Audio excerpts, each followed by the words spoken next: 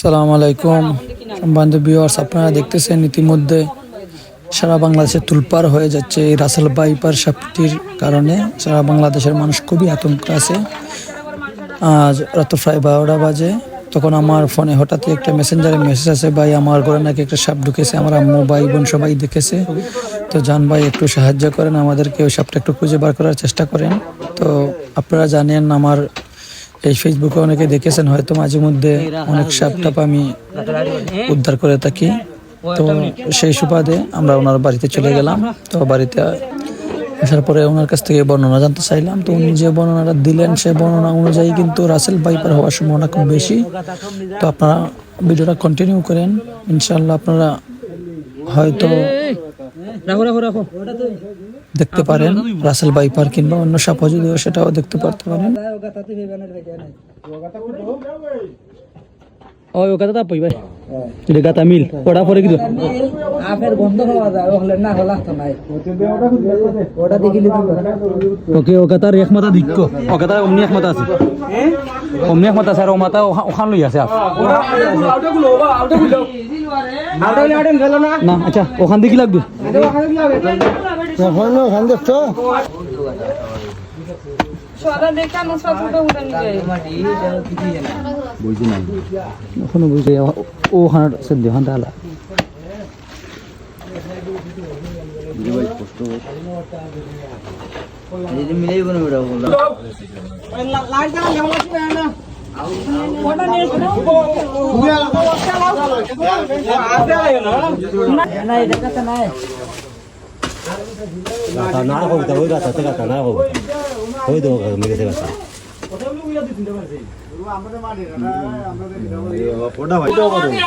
এটা দেখ মনে পড়ে ওটা অলরেডি দুই হাত ওটা আস্তে রাখ যায় ওখান কত কি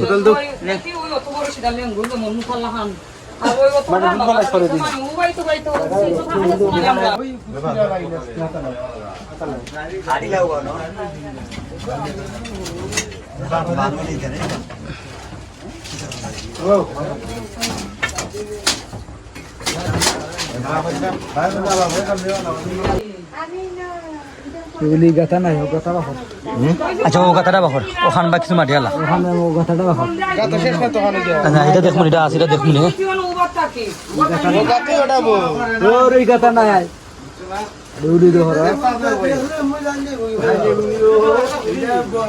আফে দেলা রোড দৌড়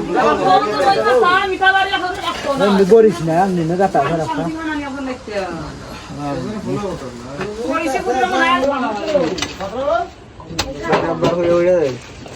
তো আপনারা দেখতেছেন রাসেল বাইপার ধরার জন্য খুব একটা চেষ্টা করে চালিয়ে যাচ্ছে আমাদের উদ্ধারকর্মী টিম। প্রায় 1 ঘন্টা যাবত ওনার বাসস্থান আমরা করে যাচ্ছি, অর্থাৎ মাটি করে যাচ্ছি আমরা। সাপটি ওনাদের মতে ইঁদুরের গাথা দিয়ে ঢুকে গেছে, অর্থাৎ ইঁদুরের গর্ত দিয়ে ঢুকে গেছে।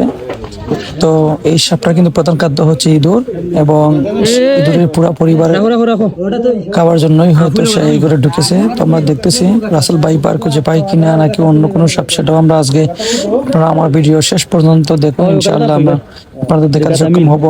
ইনশাআল্লাহ আশা করি সাপটা বের হবে বা পেয়ে যাবো আমরা, আপনারা দেখবেন। আর যদি নাও পাই তাও দেখবেন আর অন্যদেরকে দেখানোর চেষ্টা করবেন। এই যে বড় ভাই দেখতেছেন গর্তের দিকে একটি নরম একটি ঢুকিয়ে দিচ্ছেন, কি যেন একটা ঢুকিয়ে দিচ্ছেন। যদি সাপটি ধার কাছে হয় কিংবা ওর শরীরের মধ্যে লাগে তাহলে হয়তো সেটা নড়াচড়া দিবে, সে বুঝে ফেলবে ওটার মধ্যে আছে, সে বুঝে যাবে, সেই জন্য সেটা ঢুকিয়ে নিয়েছিল। তো আপনারা দেখেন অক্লান্ত পরিশ্রম করে যাচ্ছে সবাই নিঃস্বার্থভাবে, একজন মানুষ বিপদে পড়েছে সেই জন্য এগিয়ে আসছে। তো আমরা সবাই যেন একটু সতর্কতা অবলম্বন করি। আর আমার মনে হচ্ছে সাপটা খুঁজে নাও পাওয়া যেতে পারে, কারণ এই ঘরে অনেক ইঁদুরের গর্ত রয়েছে। তো সারা ঘর কি খোলা সম্ভব? অবশ্যই সম্ভব না। তো আপনারা দেখতে থাকুন, সবাই বেশি বেশি করে ভিডিওটা শেয়ার করে দিবেন। দেখা যাক কি হয়, যদি খোঁজ মিলে তো অবশ্যই আপনারা দেখবেন, আর নাও যদি মিলে তাহলেও আপনারা সতর্ক থাকবেন। যেইভাবে আমরা দেখতেছি সাপটা হয়তো বা নাও মিলতে পারে, কারণ এই ঘরটিতে প্রায় 3-4টা রুম রয়েছে, সেই সব রুমে কিন্তু দূরে কাতা রয়েছে। আল্লাহ পাক জানে ভালো করে, অবশেষে হয়তো আমরা নাও পেতে পারি, কারণ উদ্ধার কর্মী টিম অনেক করে যাচ্ছে, মাটি প্রায় 2-3 ঘন্টা যাবৎ সেই মাটি করে যাচ্ছে। রাত্র প্রায় 12টার দিকে আসছিল, 3টা বেজে যাচ্ছে প্রায়। আমি ভিডিওগুলো একটু শর্ট করে আপনাদেরকে দেখানোর চেষ্টা করলাম। তো যাই হোক, সবাই দোয়া করবেন যেন সবাই রাসেল ভাইপারের হাত থেকে রক্ষা পায়, আর সবাই একটু সতর্কতা অবলম্বন করবেন। এই ভিডিওটা বেশি বেশি করে শেয়ার করে অন্যদেরকে জানিয়ে দিবেন, যাতে সবাই সতর্ক থাকতে পারে। আমার মনে হয় সব আর খুঁজে পাওয়া যাবে না, সবাই দোয়া করবেন। আসসালামু আলাইকুম। আর আপনারা দেখতে থাকুন কি হয়।